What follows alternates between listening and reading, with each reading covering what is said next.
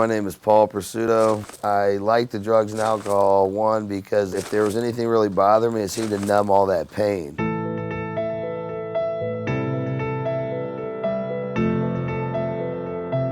I remember as a kid growing up just kind of, wandering around trying to find out who I am, find a place in this world. Into high school, I still continued down the path of, being a, extremely good athlete and fighting. And even though, that really wasn't who I was and what I wanted to do, those were the things that made me popular, and those were the things that made me accepted, so that's what I did.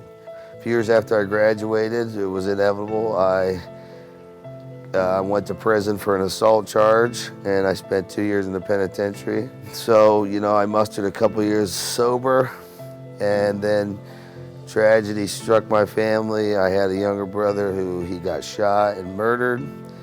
And what did I do? Resorted right back to the same things I'd always done to numb that pain. I went back to the alcohol and drugs.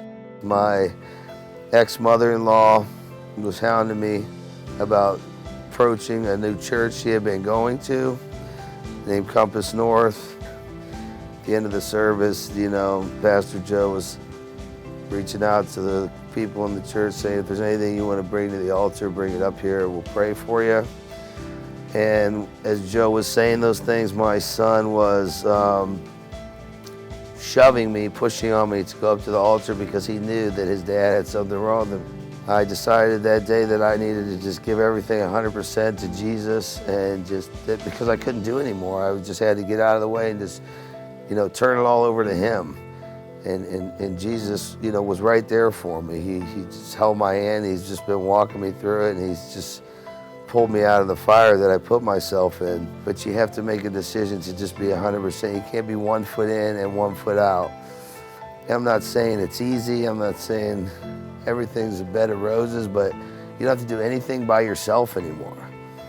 There's only one kind of peace of mind that you can get in this world that lets you know everything's gonna be okay no matter what the circumstance, and that comes from Jesus. Standing next to your teenage child.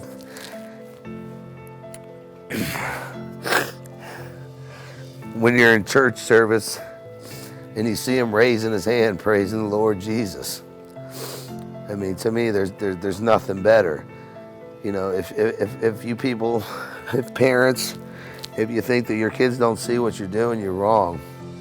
You need to, especially men as fathers, we need to set an example for our families.